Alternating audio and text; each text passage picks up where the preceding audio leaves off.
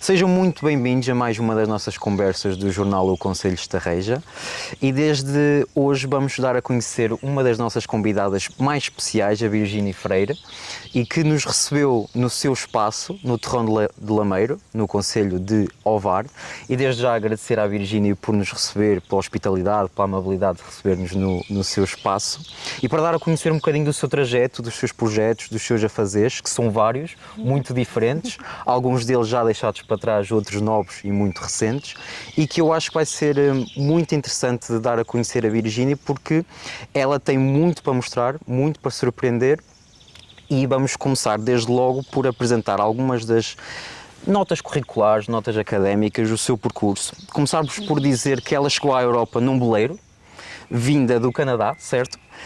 Viveu em Paris até aos 6 anos, depois veio para Portugal e estudou até na nossa secundária de Estarreja.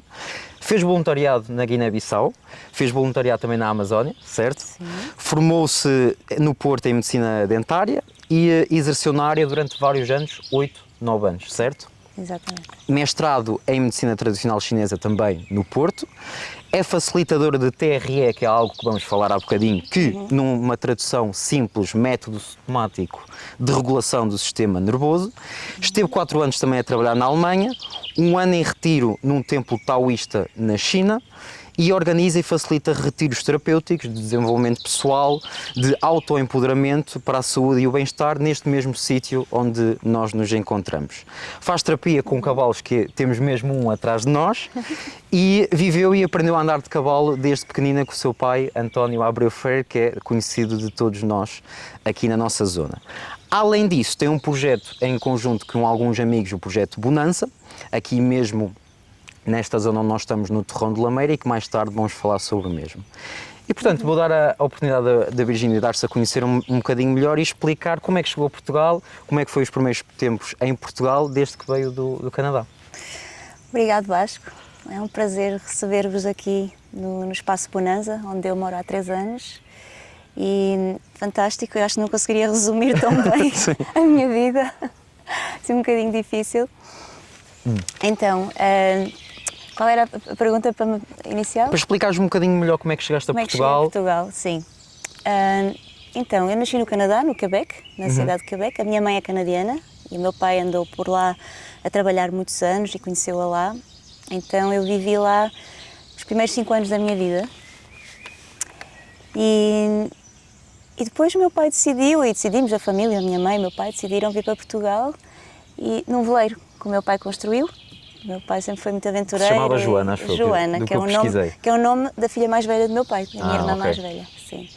E viemos do Canadá para a Europa e ficámos no Rio Sena, no centro de Paris. E tenho algumas vagas memórias, porque eu já tinha 5 anos, 4, 5 anos, tenho umas vagas memórias de termos do tempo passado lá.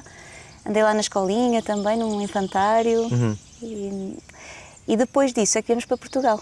Eu já estava a fazer 6 anos, se não me engano, ou tinha feito ou ia fazer 6 anos, na hora de entrar para a escola primária. No Bunheiro, certo? No Bunheiro, exatamente. E eu na altura não falava português. Ou seja, uma transição difícil, sim. Não foi nada difícil, nada. Não me lembro de ter tido dificuldade nenhuma. Lembro-me de ter entrado para a escola e ser muito natural. As crianças comunicam muito naturalmente, não é? Às vezes a língua não é uma barreira. E eu lembro-me de ter entrado para a escola e começar a aprender a falar ao mesmo tempo que ia conhecendo, não é, numa nova realidade. Inicialmente estudaste aqui na Mortosa, mas depois mudaste para Estarreja, certo? Sim, para fazer a primária o no Bunheiro, depois a preparatória na Mortosa e fiz o secundário em Estarreja. E na altura, quando começaste em Estarreja, já começaste a pensar o que é que querias fazer da tua vida, que área seguir, ou estavas um bocadinho de mente aberta do que escolher? Olha, eu lembro-me de ter tido assim algumas fases, não é? Quando começou a pôr-se mesmo a questão profissional, o que é que um dia quero ser, aquilo que eu me lembro mais, depois de uma fase infantil em que eu queria ser artista, depois disso, quando já era adolescente, também um bocadinho com objetivos um bocadinho mais daquilo que era esperado, não é, de mim, e já havia uma ideia de ir para a área da saúde, ou seja, inicialmente psicologia. Ok. E depois, como as notas eram boas e os professores incentivavam, pronto, a entrar para a medicina, esse era o objetivo e acabei por entrar em medicina dentária. Em medicina dentária. E como é que foi o curso? Gostaste? Sentiste realizada? Era algo que... O que encontraste foi a expectativa que tu criaste ou não? Sim, como muita gente da minha altura, e acho que agora ainda é assim, não é? O curso de medicina é muito requisitado, muito procurado. Eu na altura concorri a medicina e depois da opção de medicina era a medicina dentária. Ok. E foi onde eu entrei. E na altura era com ideias de eventualmente, no final do primeiro ano de faculdade, mudar para medicina. Mas eu acabei por entrar na faculdade, ambientei-me aos amigos da faculdade, ao curso, comecei a sentir que era algo que poderia fazer. E então fiz o curso, 6 anos de medicina dentária. E exerceste, certo? E exerci. Terminei o curso e fui para a Suécia porque na altura em que eu estava no 6º ano andavam a recrutar do norte da Suécia, porque é uma zona que está a ficar desertificada, Ok. As pessoas têm tendência a ir mais para o sul, por causa do clima, obviamente. Sim, né? sim. E precisavam de pessoal médico, não só da medicina dentária, mas também. E eu pensei, eu sempre fui assim um bocadinho fora da caixa e não fazer tudo o que os outros fazem. E na altura pareceu uma boa ideia, porque não? Eu estou a acabar o curso, adoraria viajar, mas também tenho que começar são 6 anos de curso, não é? Começar a ganhar a vida. Então vi ali 2 em 1, viajar e iniciar-me profissionalmente. E exerceste a medicina dentária na Suécia? Na Suécia 1 ano, foi o meu primeiro ano de trabalho, foi na Suécia. Sim. E o que é que achaste da Suécia? Gostaste? Gostei, foi uma trouxeste experiência lá? muito exótica. Ok. No sentido que era no norte da Suécia, numa localidade chamada Piteå, que é uma vila, uma cidade pequenina, mas perto do Círculo Polar Ártico. Portanto, é a frio, mesma sério. zona onde no inverno é sempre escuro, muito, muito frio. Poucas horas de sol. E no verão, às 2 da manhã, andava de óculos de sol. Então foi uma experiência bastante diferente e eu gostei, mas não viveria lá. Por isso mesmo, são invernos muito rigorosos. Então foi bom para me iniciar profissionalmente, num país onde a medicina também está muito bem organizada. Né? Então foi sim, a minha primeira aventura profissional. Acho que sempre que viajei foi um bocadinho... As minhas viagens muito raramente tiveram um propósito só turístico. Ok. E quando voltaste a Portugal, começaste a exercer também logo na tua área? Sim, sim.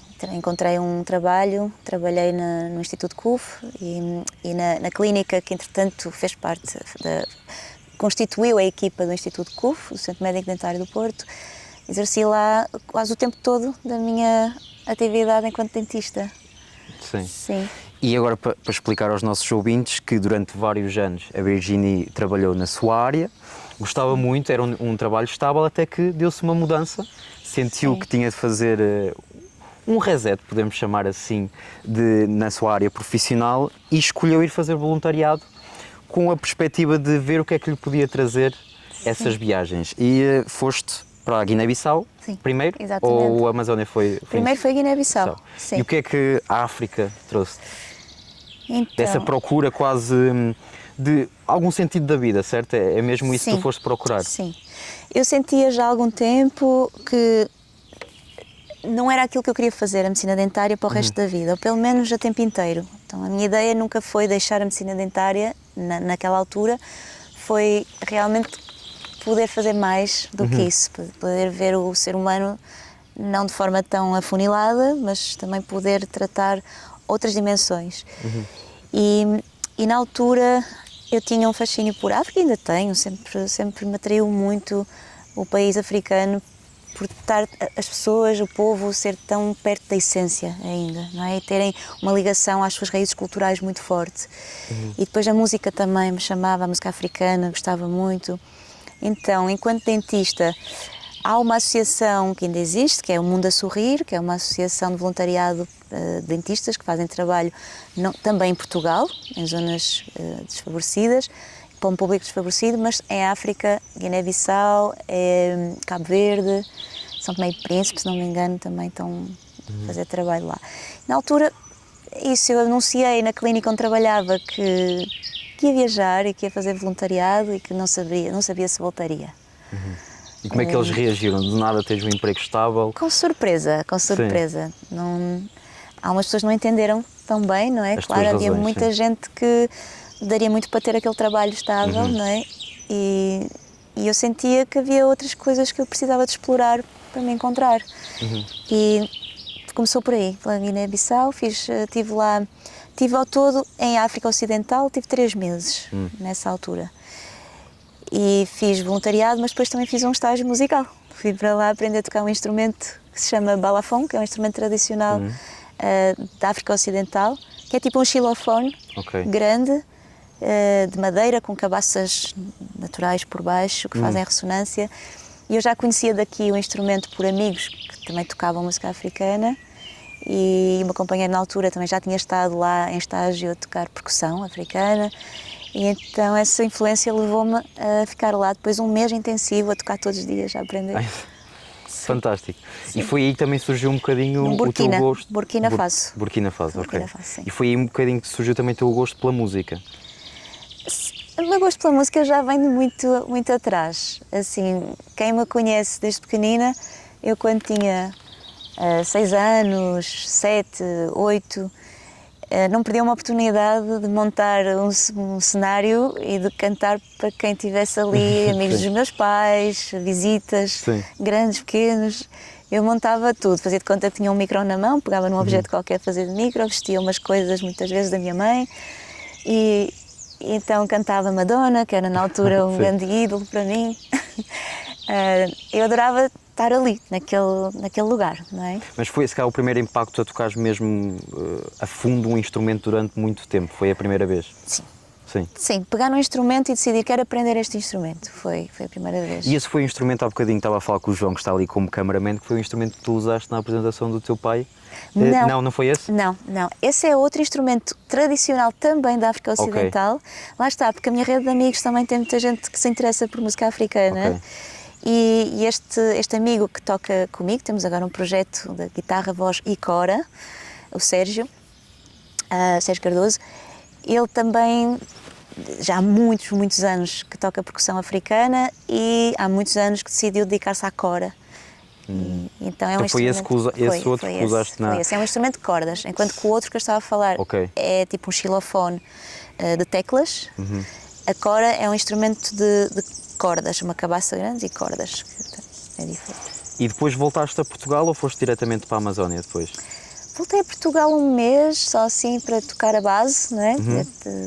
E preparar-me para ir depois para o Brasil, para a África, para a América do Sul, era a ideia, fazer uma viagem na América do Sul, mas acabei por ficar o tempo todo no Brasil. E quando é que tu decidiste que ias para o Brasil? Ainda estavas na Guiné-Bissau, já tinhas decidido ou foi antes, depois? Acho que foi um bocadinho... Já tinha essa vontade, mas quando voltei cá estive aqui um mês mais ou menos e nesse mês já tinha uma amiga que vivia lá também a fazer voluntariado, noutra área, na área social, e resolvi, assim, eu resolvo rápido as coisas. E qual é a principal diferença entre tu escolheres ir para a Guiné-Bissau e a Amazónia? Procuravas a mesma coisa? É pelos mesmos motivos? Ou no momento que voltaste a Portugal durante pouco tempo, surgiu-te outro motivo pelo qual ires para a América do Sul, neste caso? Eu acho que tal como a África, a América do Sul também me fascina pela mesma razão, não é? A tradição é muito forte. E tanto a nível de música, como a nível também de medicinas, não é? Medicinas mais xamânicas. A África tem muito isso, não é? Medicina, os curandeiros, né? E a América do Sul também. É algo que eu, enquanto terapeuta e trabalhando na saúde, sempre me atraiu muito, perceber a origem deste trabalho, o que é isto de curar e de nos colocarmos neste serviço. Então ir para a América do Sul tinha um bocado um misto de eu quero me sentir útil, então vou fazer voluntariado, sou dentista, consigo me propor a fazer voluntariado, tal como fiz na Guiné-Bissau, fiz também na Amazónia, e depois isso, o contacto com essa parte da cultura, e acabei por sim, fazer esse trabalho. Eu estive num barco-hospital, que vai pelas populações ribeirinhas do Tapajós, que é um afluente do Amazonas, e esse barco chamava-se o Abaré, e o projeto era Alegria, projeto hei de me lembrar, qualquer coisa e alegria, que levava palhaços a bordo e médicos. E os palhaços eram educadores, então montavam nas populações, nas aldeinhas na margem do rio, o barco atracava, os palhaços montavam a tenda do circo e ensinavam crianças e adultos regras básicas de saúde, não é? Como de higiene, de saúde, de prevenção. E eu ficava a bordo do barco, também ia à terra, mas o meu trabalho era no consultório dentário a bordo do barco. Tinha outras especialidades médicas, uma experiência muito bonita. Muito interessante. E quanto tempo estiveste lá? No barco, no Abaré, tive um mês, 30 dias, sim. De resto foi a viajar por terra. Por terra. E quanto tempo estiveste no Brasil? 3 meses. 3 meses. Foi mais curto que na Guiné-Bissau? Foi mais ou menos o mesmo tempo. Esse ano que andei um ano a viajar, depois foram viagens mais curtinhas que fiz, mas 3 meses foram assim na África, 3 meses no Brasil e o resto foi um bocadinho mais por perto, mais perto daqui. Nós estamos a fazer uma viagem assim muito rápida à vida da Virginie, apesar de que havia muito mais para dizer, mas como também ainda temos mais para dizer a seguir, temos de andar. Mas agora queria perceber que quando voltaste agora novamente a Portugal, foi o momento onde se deu a transição da tua área de medicina dentária original para outra área que agora atualmente é a área onde tu exerces mais como terapeuta. Sim. Onde é que começou esta transição de saíste totalmente, porque começaste a deixar aos poucos, parcialmente, a medicina dentária, para começares por ser terapeuta? Sim. Então, tenho que lembrar da cronologia das coisas. Que eu tinha 30 anos quando fiz esta viagem à África e ao Brasil. Foi quando eu decidi que queria reformular a minha vida, não é? Fui basicamente ao encontro de mim mesma. Do que é que eu quero realmente oferecer ao mundo com a minha existência. O que é que eu estou aqui a fazer? E quando voltei desse ano sabático, digamos assim, dediquei-me depois a algo que já tinha estudado antes. A medicina chinesa, eu comecei a estudá-la enquanto trabalhava como dentista. Está, ok. Comecei a fazer o curso de medicina tradicional chinesa no Porto, no ICAS. Mestrado, sim. Mestrado. E depois, quando voltei da viagem, quando voltei da viagem, houve outra coisa que aconteceu. Antes de enverdar mesmo pela medicina chinesa profissionalmente, outra coisa que aconteceu que foi o desafio de uma amiga de criar uma associação cultural no centro do Porto. Ela tinha visto um espaço na Rua da Torrinha, que é ali mesmo central, e era um espaço que tinha um jardim enorme lá atrás, daqueles jardins que o Porto tem, não é? Tem aqueles bairros que as casas por trás têm grandes jardins, espaços verdes. E tinha um estúdio de música e tinha um salão e ela disse, que tal fazermos aqui uma associação, que eu ainda estava no ano sabático nessa altura, ainda estava assim, ainda não me queria comprometer com um emprego, então criámos uma associação que se chama Espaço Compasso, que ainda hoje existe, tem 15 anos de existência. E qual é? É uma associação cultural que o objetivo da sua criação foi nós criarmos ali um espaço para que artistas emergentes, ou pessoas que façam trabalho na área das artes, pudessem vir ali mostrar o seu trabalho ainda muito inicial. E também tínhamos ações de sensibilização ambiental, passávamos documentários, palestras ligados ao ambiente, criámos com a ajuda de dois amigos, um casal que são permacultores, um curso de permacultura urbana em que se praticava permacultura no meio da cidade e foi assim algo que agora está mais difundido, mais na moda, mas na altura foi assim, eles foram um bocadinho pioneiros ali a trazer isso para o Porto. E o Espaço Compasso andou muito à volta disso, ecologia, permacultura e as artes. E hoje em dia ainda existe, ainda tem assim o mesmo cariz. Também continuo a fazer lá atividades, agora mais como facilitadora, vou lá e às vezes como usuária, como público, vou lá. Então isto foram 3 anos, 2 anos e tal, quase 3. E depois é que recebi um convite para ir para a Alemanha de um professor meu de medicina chinesa, que tem uma clínica-escola em Heidelberg, na Alemanha. Ele convidou-me para ir trabalhar para a clínica dele. E aí é que começaste mesmo a exercer a tempo inteiro medicina chinesa e foi onde realmente ganhei a prática que me permite hoje fazer essa atividade. Eu gostava de voltar um bocadinho atrás porque tive a oportunidade de ouvir outros podcasts onde tu estiveste e já sei a resposta que tu me vais dar, mas queria que contasses aos nossos ouvintes que é, qual foi o gatilho que te fez gostar da medicina tradicional chinesa, para ir estudar e depois eventualmente trabalhares também? Qual foi o momento que tu achaste, uma pessoa que te falou, como é que isso sucedeu? O gatilho aconteceu que eu estava na CUF, no Instituto CUF, a trabalhar e tinha uma colega dentista que um dia ela estava com umas folhas a estudar. Eu, estás aí a ver? E ela, olha, medicina chinesa, estou a fazer um curso e estou aqui a estudar fitoterapia. Fitoterapia, nas plantas, não é? E eu sempre gostei da parte mais natural da medicina, não é? E fiz algumas perguntas e fiquei interessada no curso que ela estava a fazer e perguntei-lhe mais informação e ela deu-me o contacto e passado muito pouco tempo havia uma palestra do professor que estava a dirigir o curso no ICBAS, no Instituto de Ciências Biomédicas no Porto, e essa palestra era para falar sobre o curso, para ver se havia pessoas interessadas em... E eu fui à palestra e inscrevi-me logo.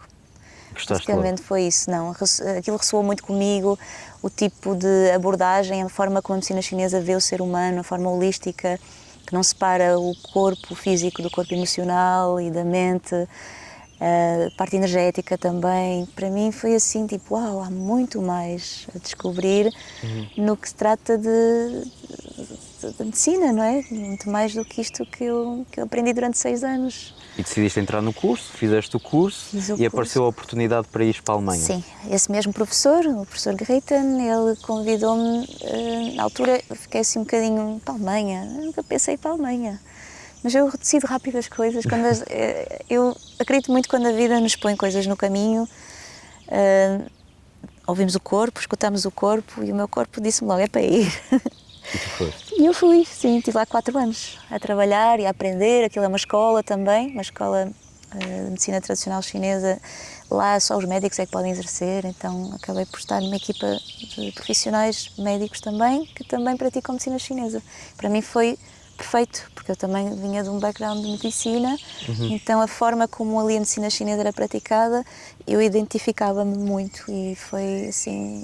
perfeito ter encontrado essa oportunidade. E houve algumas competências que tu trouxeste da medicina dentária que usas na medicina tradicional chinesa ou é nada a ver?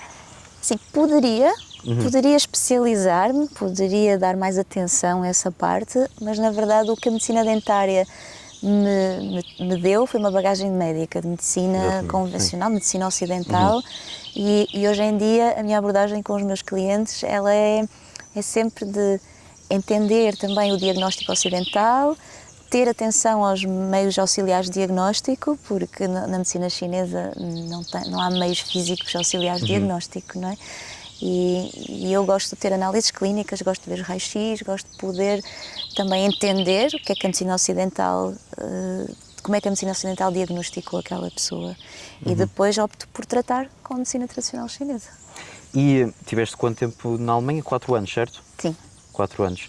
E o que é que... Qual foi a diferença que tu notaste na abordagem das pessoas em relação à medicina tradicional chinesa quando comparas os alemães com os portugueses, quando voltaste?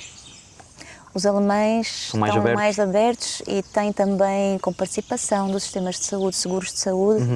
A forma como funciona lá, o sistema de saúde é diferente daqui, eles funcionam muito, muito com seguros. E os seguros que participam na medicina tradicional chinesa... Okay. Já faz parte quase do leque das opções. Para algumas condições de saúde, sim. Sim. Aqui, lá, o que é que eu sentia? Tinha muito mais continuidade nos tratamentos, que as pessoas vinham e davam continuidade durante meses, muitas vezes, até havia pacientes que continuavam anualmente, durante o ano todo, regularmente a vir às consultas. Enquanto que aqui vejo mais dificuldade, mais entraves. As pessoas vêm porque alguém lhes disse ou elas pesquisaram que a medicina chinesa poderia ajudar o problema delas, mas também a condição financeira é outra e é uma medicina que não é comparticipada. Sentes que as pessoas vêm mais com o pé atrás? Sim. Cada vez mais abertas. Okay. O pé atrás já não diria tanto, porque as que têm o pé atrás não vêm, não é? Ou às vezes vêm, mas a maior parte dos meus clientes vêm já com abertura para a medicina chinesa e acreditam que os vai ajudar.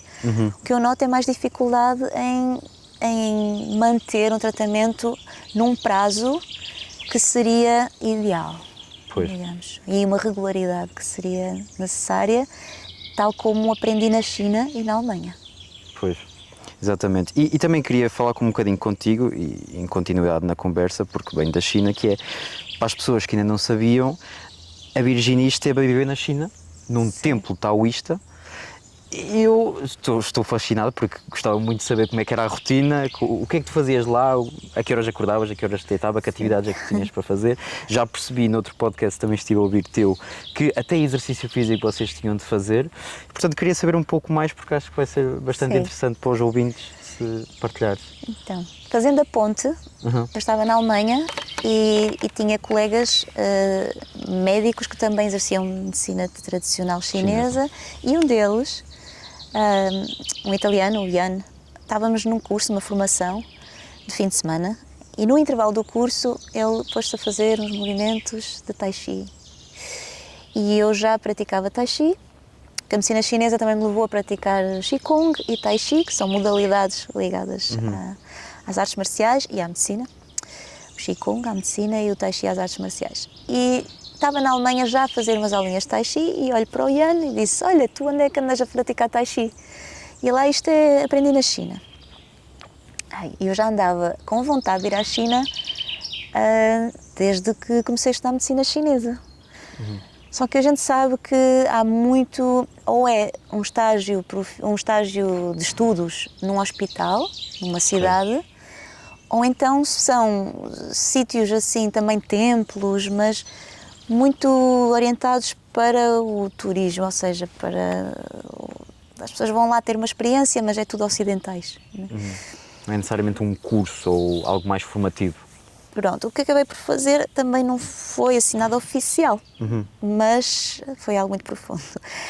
Esse amigo disse que encontrou, numa viagem que fez à China, encontrou um templo nas montanhas Wudang, que é na China Central. O Wudang é a área da China onde há maior concentração de templos taoístas, que é o berço do taoísmo. E ele foi e descobriu um templo mais isolado, não na cordilheira principal, mas numas montanhas um bocadinho mais afastadas, a 1 hora e tal de viagem do núcleo turístico. E esteve lá, teve uma experiência de umas semanas e explicou um bocadinho o que era. Eu fiquei fascinada, fui logo para casa pesquisar, mandei um e-mail, responderam-me passado um dia ou dois e eu já me inscrevi. Então funcionou assim, passado uns meses, 3 meses, acho eu, dessa conversa com esse amigo, já estava na China. E não havia nenhum requisito à partida? Não havia, Sim. Havia uma espécie de uma entrevista, tinha que se mandar um currículo.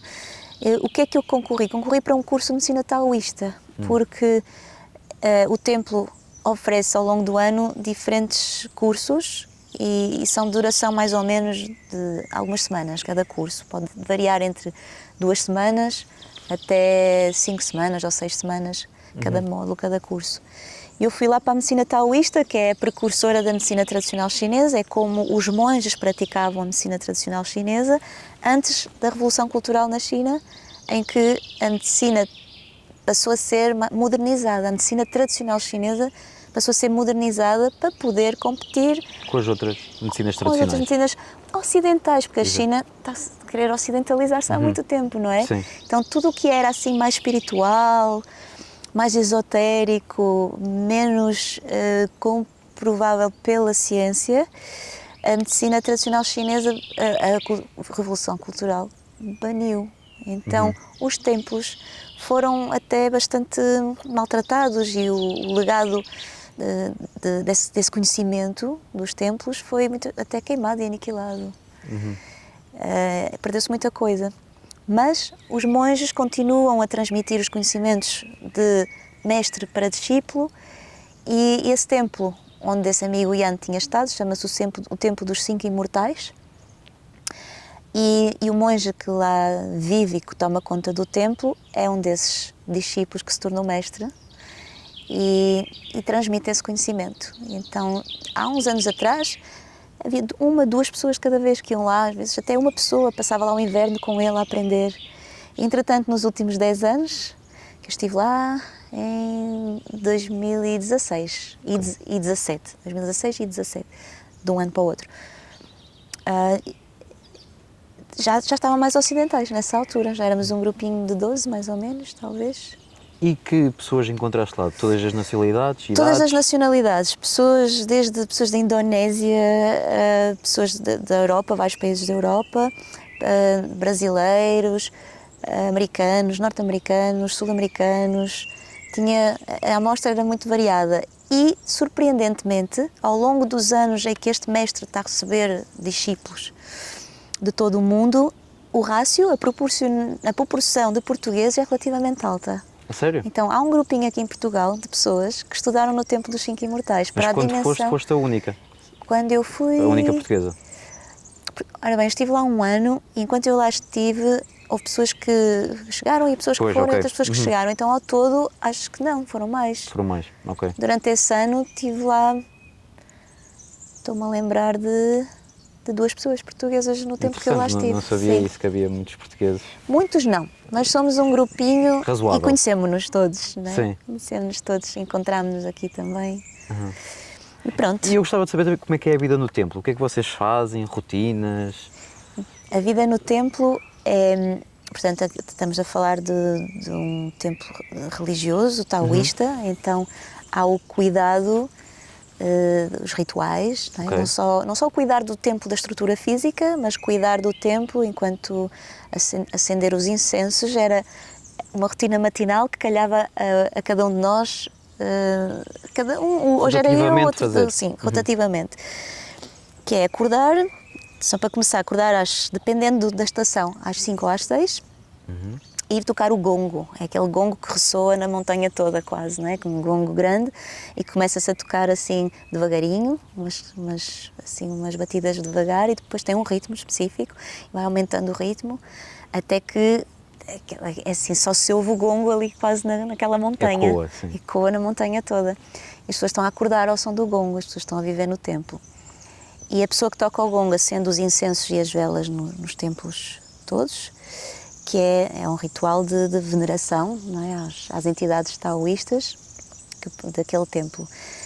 Então, a primeira coisa, acordar, lavar a cara, beber um bocadinho de água quente. Os chineses bebem sempre água quentinha e tomei o hábito de o fazer, seja verão ou inverno, beber água quente. Morna, nunca é sim. fria. E depois correr até ao topo da montanha. O templo não ficava mesmo no pico, no topo mesmo, ficava a 250 metros abaixo do topo. Mesmo assim era alto, porque a montanha era alta. E íamos a correr pedras, caminhos da terra até ao topo para ver o nascer do sol e nesse momento praticamos fazemos uma prática chamada Qigong. O Qigong é uma prática energética que move o corpo, combina com a respiração e com o foco da mente, da consciência. E isso é algo que eu pratico ainda hoje e dou aulas disso, hoje em dia, de Qigong. Neste momento estou a dar na Universidade Sénior, em Estarreja, por exemplo. Ah, é? Sim. De Qigong e Tai Chi. Os nossos ouvintes que nos estão a acompanhar já ficam a saber desta novidade que eu também não sabia. E é aberto, não é só para as pessoas que estão a estudar na Universidade Sénior, é também para o público em geral. E uma coisa que tu acabaste de dizer, que é, se calhar as pessoas que não conhecem por dentro os templos, e eu também não o faço, que é, se calhar têm o mito de tentar, ou acham que é uma vida se calhar mais sedentária. Não, vocês têm muitas atividades, Sim. além do exercício físico que tu disseste. Logo de manhã, essa prática servia para logo abrir os pulmões, não é? Corrida, e depois a prática também é muito de respiração. Ok. E acredita-se que o Qigong é uma prática que ajuda a equilibrar o fluxo da energia vital no corpo ou seja, previne a estagnação da energia, que é a base da maior parte das doenças, sejam físicas, mentais ou até do foro emocional. Então, pôr a energia, o Qi, que é a energia vital, a circular, é uma forma de prevenir doenças e de restaurar o equilíbrio. Voltávamos para baixo, tomávamos o pequeno almoço e depois havia as tarefas de limpeza e arrumação e organização do templo. Nós tínhamos que varrer, limpar as casas de banho, tudo o que há de tarefas de quem tem uma casa e tem que limpar a casa, nós fazíamos isso no templo. E depois aulas, dependendo da época e do curso que estava a ser oferecido naquele momento, que estava a decorrer naquele momento, podia ser uma aula de medicina, e então estávamos à volta do mestre a aprender com ele, andávamos pelo meio dos jardins e do bosque à procura das plantas medicinais que são endémicas daquela região, e havia muitas. Aprendíamos a usá-las, a processá-las, a prepará-las, a tomá-las. Acupuntura também a acupuntura também se usa há 4.000 anos que há registros de acupuntura, então aprendi um tipo de acupuntura que não tinha aprendido ainda na medicina chinesa. Que tu ainda fazes hoje em dia? Também? Faço hoje em dia, sim. Combino aquilo que aprendi na formação que fiz cá e aquilo que também aprendi no tempo. E também a medicina taoísta é mais abrangente que isso. Também, não sei se o Feng Shui, por exemplo, o Feng Shui que é como é que a gente decide organizar o nosso espaço onde vivemos, como é que a gente decide posicionar as estruturas onde vivemos e trabalhamos, as nossas coisas, que influencia muito naquilo que atraímos e na energia que se consegue estabelecer no espaço. Depois, há partes mais espirituais também, ligadas à meditação,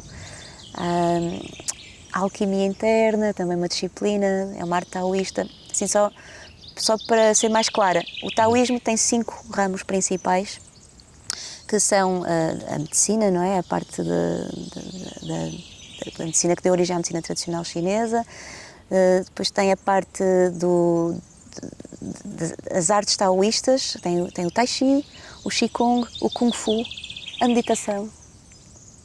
Tudo isto, quem pratica artes taoístas, o Feng Shui, que é a parte da disposição do espaço, dedica-se a estes ramos todos, não há exclusão e todas se misturam um bocadinho. Ou seja, se eu pratico medicina, tenho que praticar Qigong, para estar com a minha energia equilibrada, para poder também, quando eu estiver a cuidar de alguém, a minha energia influencia sempre o campo do outro, a energia do outro. Sim. Acreditamos muito nisso. E eu ia avançar um bocadinho no tempo, porque já percebi que isso foi em 2016, 2017, e entretanto, numa das coisas que tu partilhaste comigo, que eu não tinha encontrado em lado nenhum, que durante o tempo do Covid, tu viveste perto do Rio Paiva, certo? Sim. E acho que sozinha, penso eu, numa casa de pedra, segundo o que tu me partilhaste comigo. Sim. Como é que isso sucedeu? Porque é que foste lá parar? Então, quando voltei da China, tive ali um período curto no Porto, estive a exercer medicina chinesa no Porto e tal, só que eu vim da China com uma visão muito clara, com 2 visões muito claras, que na verdade era uma, mas que englobava tudo. Então, a visão que eu tive na China, que é muito bonita e curioso, que aconteceu depois, foi que eu gostaria de me instalar num terreno entre a ria e o mar. Não sabia como, mas tive a visão que gostaria de viver entre a ria e o mar e ter os cavalos e poder fazer retiros.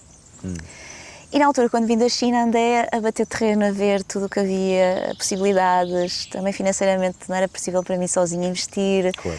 Então encontrei alguns entraves que me fizeram: ok, pronto, não é para ser agora, não é para ser agora. Nisto conheço uma pessoa que tinha um centro de retiros em Castelo de Paiva, em Travanca, mais especificamente é uma localidade que pertence já a Sinfãs do Douro, mas é na margem do Rio Paiva. Rio Paiva, sim. E esta pessoa, a Carla, que somos amigas hoje em dia, ela organizava e tinha um espaço, cuidava de um espaço de retiros lá, em Travanca.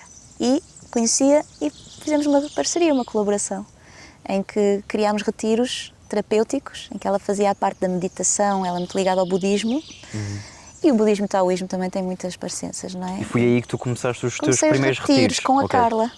Com a Carla, entretanto veio o Covid, os retiros de grupo já deixaram de ser possíveis, eu aluguei uma casinha para mim, pertinho daquele centro de retiros, mas mais assim, enfiada no bosque, uma casinha de pedra. Toda a gente perguntava: como é que tu vais para ali? Porque nem tinhas como levar o carro, eu tinha que andar colina abaixo, colina acima, com as minhas compras e tudo o que precisasse transportar, ainda um pedaço. Mas na China era isso também. Quando eu estava no templo, vejas como é que as coisas, como é que a gente tem tendência a ir reproduzir as coisas, não é? Eu estava a viver não numa montanha, não era propriamente uma montanha, mas era no meio da floresta também, e tinha que andar colina acima, colina abaixo, se quisesse sair de casa e voltar para casa.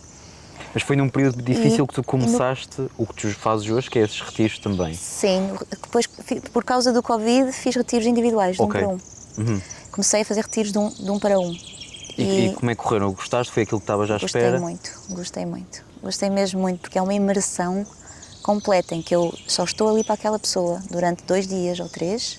Eu não tenho mais nada para fazer senão estar ali atenta e a cuidar daquela pessoa, e a própria pessoa também não tem mais nada para fazer do que se deixar cuidar, e receber aquilo que está a acontecer, não é? Então é um formato que eu gosto muito de trabalhar, porque é a disponibilidade total durante aqueles dias para cuidar daquele ser.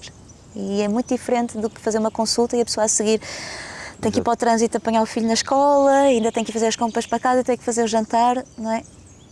A ativação da pessoa no dia-a-dia de hoje, na rotina diária que temos hoje em dia, não é ideal para o resultado dos tratamentos. Exatamente, que então necessitam os retiros, de tempo. E isto, pronto, fiz lá os retiros com a bagagem que já trazia da medicina tradicional chinesa e da China, a parte espiritual também, da meditação, a parte também do Tai Chi, do Qigong. Integrei isso tudo nos retiros. E podes perguntar a seguir, eu ia seguir. Não, eu ia perguntar que depois desse período em que estiveste perto do Rio Paiva, ou seja, isso foi 2021, estamos a falar do tempo de Covid. 20, 21. E tu há bocado partilhaste connosco que estás aqui há 3 anos no Terrão de Lameira e trouxeste para cá o que começaste lá. Sim. E é onde as pessoas podem encontrar a Virginie no seu trabalho e em todo o que já partilhámos há bocadinho. Porque também há um pequeno pormenor que eu gostei de ouvir a Virginie falar noutro podcast, que é, dentro destes retiros espirituais, a Virginie trabalha muito com o trauma das pessoas e é algo que lhe interessa, como é que eles acontecem, como é que surgem. Alguns deles nós não temos conhecimento, outros surgem até em momentos, como eu ouvi a Virginie falar e achei muito curioso, que é desde que estamos na barriga da nossa mãe, já a partir daí já é um trauma, e gostava que contasse aos nossos ouvintes o que é este fenómeno do trauma, como é que se trata do trauma nos retiros que reproduz. Sim, podia falar horas sobre isto, não é? Mas vou tentar resumir. Sim. Vou tentar resumir, que é, portanto, quando eu estava a trabalhar já com retiros, eu fui percebendo que as pessoas têm bloqueios no seu sistema nervoso que muitas vezes bloqueiam a própria cura. Porque se uma pessoa está constantemente num estado desregulado no sistema nervoso, constantemente com ansiedade, nós podemos tratar com acupuntura, podemos tratar com plantas medicinais, mas há que olhar para a causa dessa desregulação, não é? E a causa dessa desregulação são coisas que aconteceram lá atrás, que fizeram parte da nossa experiência de vida e que criaram mecanismos em nós para nós podermos lidar com a realidade sofrendo o menos possível, porque o homem, o ser humano, tal como os animais, vamos sempre fugir do sofrimento, tentar sempre evitar a dor e o sofrimento, seja física ou psíquica, não é? Ou emocional. Então, nesses mecanismos, nós vamos adotando comportamentos que são muito eficazes para evitar sofrer, para sermos funcionais no dia-a-dia, aquelas máquinas que temos que ser para produzir, mas que emocionalmente deixam mazelas e vão nos tornando desconectados daquilo, da nossa verdadeira essência, daquilo que a gente poderia ser.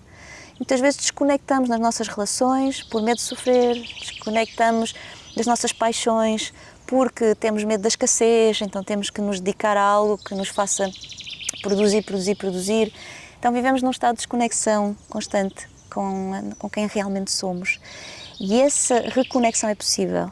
E eu percebi, ao estudar o trauma, que há métodos baseados no corpo, não só baseados no corpo, mas eu dediquei-me a um método baseado no corpo, que é o TRE, que é o TRE, Trauma Releasing Exercises, que permite fazer um reset ao sistema nervoso. É como a pessoa está ansiosa, toma um comprimido e fica calma, mas imagina não ter que tomar esse comprimido.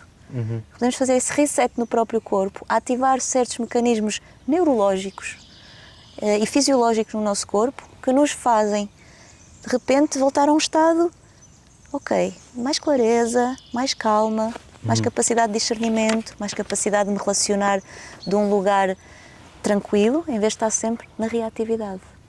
Isto toca a todos. Eu não conheço ninguém que não tenha desregulação do sistema nervoso. E quando nós podemos usar a ferramenta mais incrível que nós temos, que é o nosso corpo, para nos podermos autorregular, e a partir daí, se eu tiver uma inflamação crónica, se eu tiver uma dor crónica, se eu tiver um problema de pressão crónica, a partir daí, o corpo estando regulado, é muito mais fácil curar e tratar.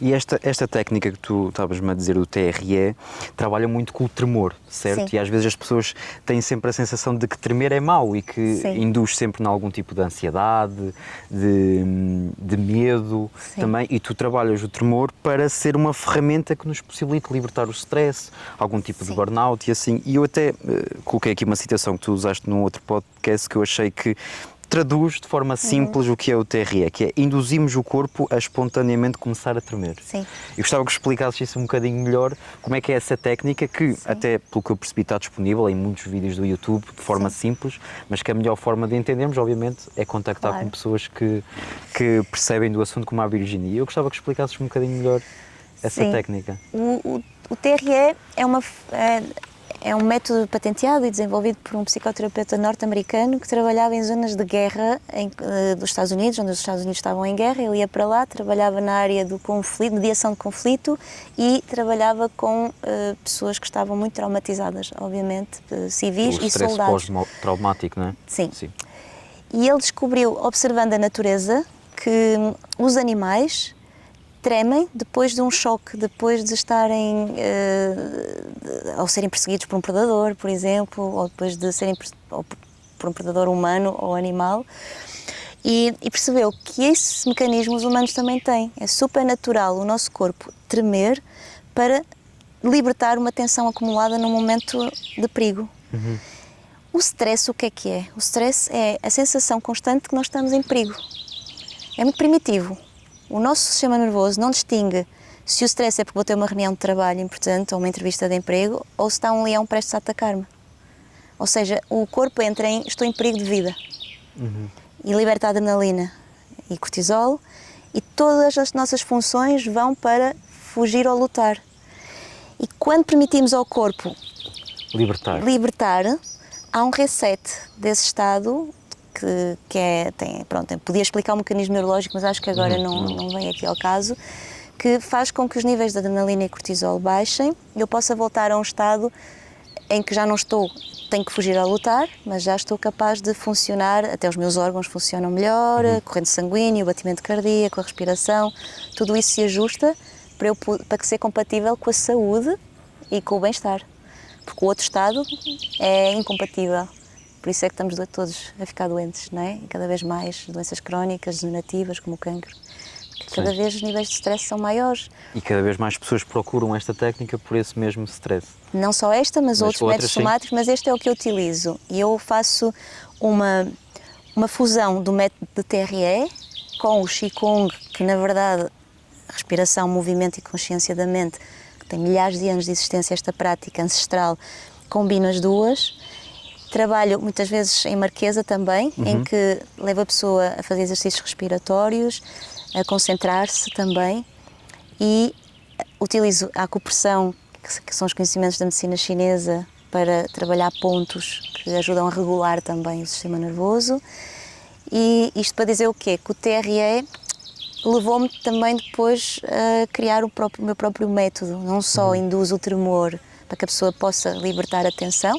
Isto é tudo muito seguro, porque tudo feito de forma a que a pessoa se sinta sempre que está bem acompanhada e que nada daquilo vai fugir ao seu controle. Sim, eu já me apercebi, quando tu contaste no outro podcast, que as pessoas até se surpreendem com as capacidades que a técnica tem em colocar-te a tremer, mas não necessariamente com o mecanismo de defesa que estavas a dizer há bocadinho, mas sim como libertação. Sim. E que algumas pessoas até têm quase uma fortaleza dentro de si de que eu não consigo tremer assim só porque sim. E tu consegues fazer isso nos teus retiros e na técnica que aplicas, que depois juntas com outras coisas que aprendeste. O TRE é surpreendente.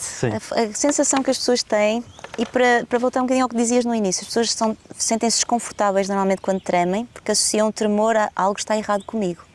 Não é? E a traumas. Porque o tremor normalmente é tratado como um sintoma. Exatamente. Até a própria nossa medicina trata o tremor como um sintoma de que algo não está bem. É fisiológico, quando estamos com frio trememos, quando estamos nervosos trememos, mas é sempre algo que não é bom. Ninguém gosta de estar com frio, a tremer de frio, ninguém gosta de estar a tremer de stress, não é? Nunca é associado a uma coisa positiva. Aqui transformamos isso. Se o corpo está a tremer, não é para me castigar. O meu corpo está a tremer porque ele sabe que tem que tremer para me voltar a reequilibrar. Acho muito interessante isso. O corpo tem uma sabedoria inata. O nosso corpo sabe mais do que a nossa mente sobre nós, não é?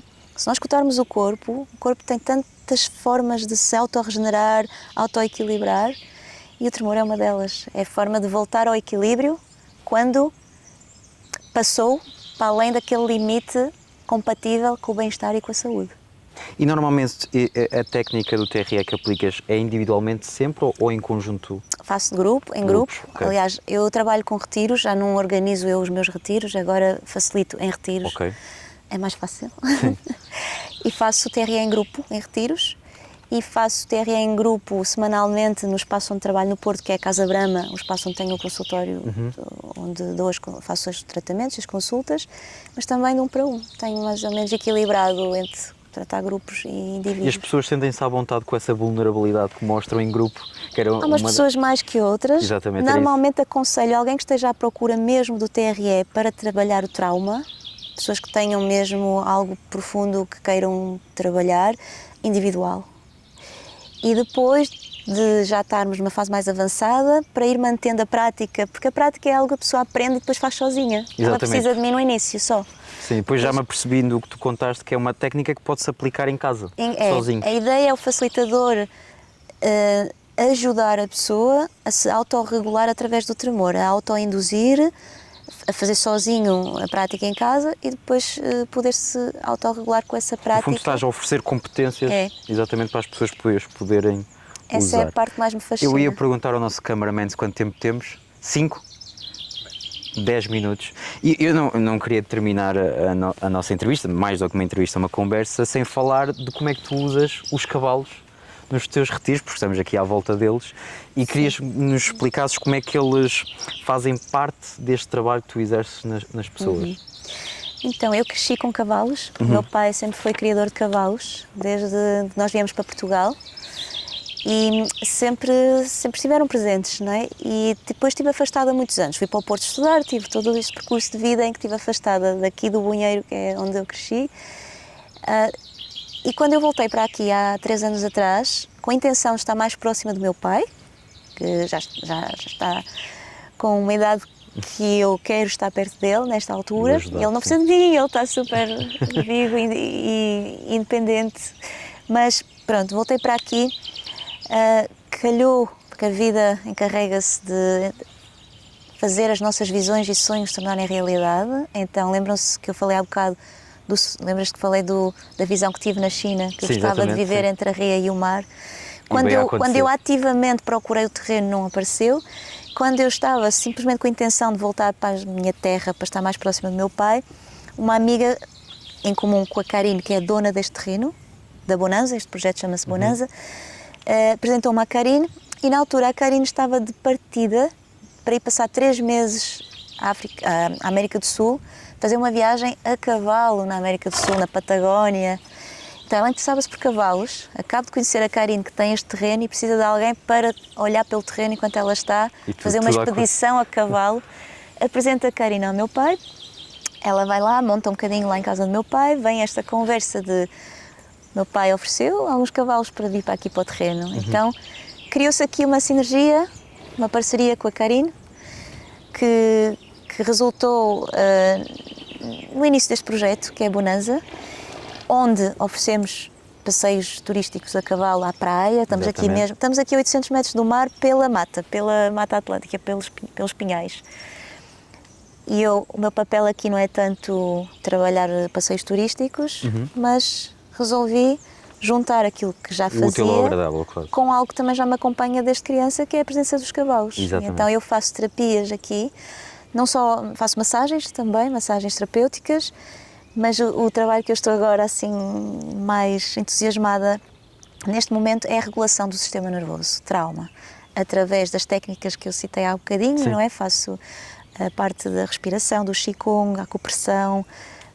Os cavalos estão presentes e a maior parte das vezes eles interagem, então vêm e tocam e ficam, muitas vezes ficam simplesmente. Os cavalos são terapeutas. Eles têm... Como é que as pessoas reagem a isso, que eu também gostava de saber? As pessoas que vêm é porque estão abertas a terem a proximidade com os cavalos, não é? E consoante a pessoa está a reagir um bocadinho mais na defensiva, eu permito ou não permito tanto a aproximação dos cavalos. Quando a pessoa está muito receptiva, permito. E no momento em que os cavalos estão a tocar a pessoa, muitas vezes tocam, ou se não tocam, estão muito perto, eu retiro as minhas mãos, deixo os cavalos atuarem. Os cavalos têm uma energia, um poder, eles são curandeiros. O campo energético deles é, por si só, muito regulatório já. Então, eles têm uma capacidade de autorregulação incrível porque eles são presas na natureza. Então, eles têm passado de um estado de vou ser atacado por um predador a um estado de calma e relaxamento, um estado de conexão com a manada, de poderem comer e socializar. Então, eles têm essa capacidade de autorregulação tão apurada que, na presença deles, eles ajudam-nos a regular o nosso próprio sistema nervoso. Isto é cientificamente comprovado. Então eu faço as sessões de regulação do sistema nervoso com a ajuda destes grandes terapeutas e curandeiros e, por fim, também uso o canto nas terapias. Exatamente, e acho que é uma boa forma de terminarmos e no início eu dizia que a conversa ia ser muito interessante e além de ser uma conversa ia ser uma viagem à vida da Virginie e descobrimos recentemente, e é algo que tem estado mais presente na tua vida mais atualmente, que é o canto. Gostas muito de cantar, estiveste na apresentação do teu pai também a cantar e prometemos aqui no nosso momento que íamos fazer um pequeno momento com a guitarra e a Virginie a cantar para terminarmos aqui a nossa conversa e conhecer um bocadinho melhor as capacidades, que eu já vi que são muitas, da Virginie a cantar. Não sei como é que vai sair, vamos ver. Vai sair bem, de certeza. Então, sim, só assim para introduzir, o canto era algo que sempre fiz de criança, como há bocadinho também falei, não é? Quando era miúda, adorava montar assim a cena. Depois houve algo que aconteceu na minha vida, assim, muito rapidamente os meus pais separaram-se, viemos todos para Portugal juntos, separaram-se, eu ainda tinha 8 anos na altura, e teve um impacto muito grande. Portanto, falar em trauma também, não é? As pessoas tornam-se terapeutas daquilo que precisam também. E eu sei que a partir dessa altura deixei de cantar, deixei de ser espontânea, passei a ser tímida. Passei a ser uma pessoa muito tímida.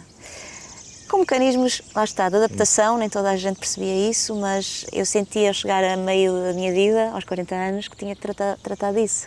E o canto foi uma ferramenta para trabalhar isso. Foi começar aos poucos. Se é algo que eu fazia quando era criança e fazia com tanta naturalidade. Porquê é que deixaste de fazer? Porquê é que deixei de o fazer e senti que isso seria um caminho de resgate do meu ser, além de quem eu sou, para além do trauma. Exatamente. Então a minha cura do trauma, com todas as ferramentas de TRE, medicina chinesa, tudo passou muito pelo canto. E hoje trago isso às pessoas também. E a mim parece muito bem. Então, vou tocar um tema que me chegou, ou seja, que criou-se este tema. Não gosto de dizer que eu criei, eu sinto que as músicas muitas vezes vão chegando e eu recebo-as. Na peregrinação que fiz a Fátima ano passado, fui a pé daqui de Angeja até Fátima e com a minha guitarra, pequenina, era mais pequenina que esta, não era esta. E então, Flor da Laranjeira. Virginie.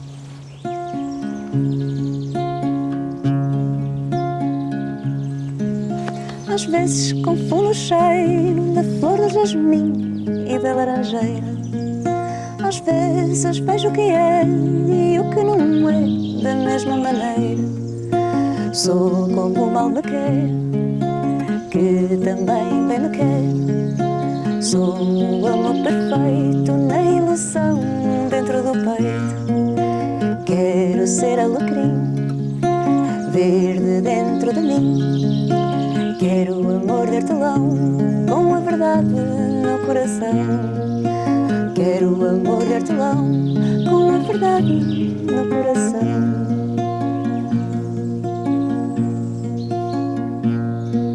Parfois je confonds l'odeur de l'oranger, du jasmin en fleurs. Parfois je vois ce qui est et ce qui n'est pas de la même couleur. Je suis la marguerite que l'amour cueille au quitte. Je suis comme la pensée, douce illusion, l'amour caché. Je veux être marin, toujours vers mon chemin. Je veux l'amour du jardinier, qui a dans son cœur la vérité.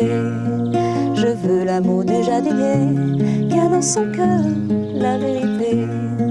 Je veux l'amour du jardinier, qui a dans son cœur la vérité.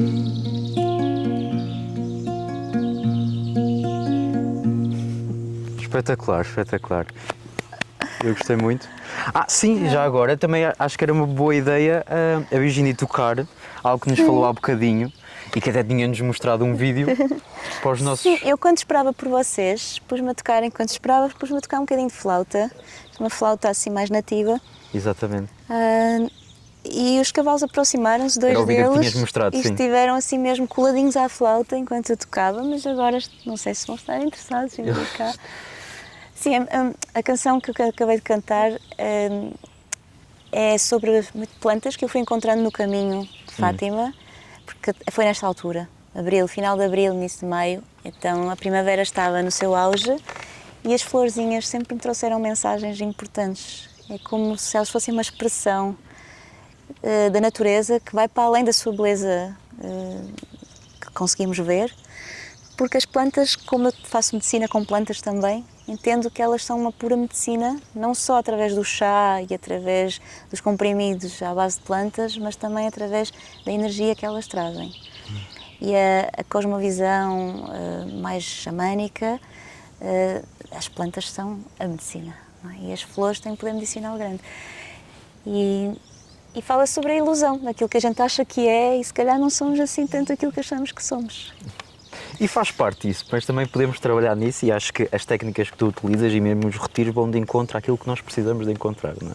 Acho que é muito isso. Um bocadinho de regresso ao natural. Exatamente. À essência daquilo que somos. Eu não sei tocar isto, Não. É intuitivo, não é?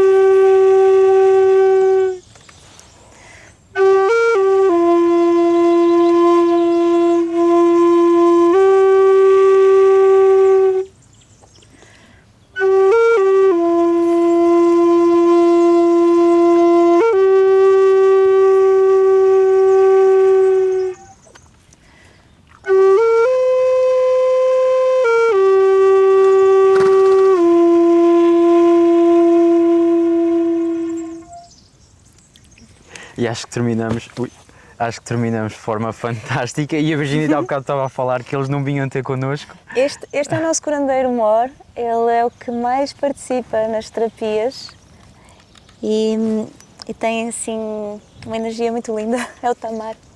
E há bocado estavas a dizer que eles não vinham ter connosco e agora vieram. Vieram porque eu toquei flauta, eles são muito curiosos e a vibração, o som é vibração, não é? Sim. Deixa eu ver aqui. O som é vibração e eles reagem muito à vibração, tal como o nosso corpo, mas eles são muito mais sensíveis que nós. Então é isso, as terapias que eu faço, também toco flauta, canto, os cavalos trazem a própria cura deles. Então as pessoas, se quiserem experimentar, é só vir até aqui ao Torrão de Lameiro. Eu vou passar por esse lado só para terminarmos, para dizer que acho que terminamos em beleza E dizer também que vamos partilhar as redes sociais da Virginia para ela poder partilhar o seu trabalho, as pessoas também encontrarem-na. E dizer-vos também que este momento vai estar partilhado no Facebook, vai estar disponível também nas plataformas do jornal no YouTube e em breve vão poder encontrar a Virginie onde mesmo estamos, no Terrão de Lameiro. Muito obrigado a todos e espero que tenham gostado.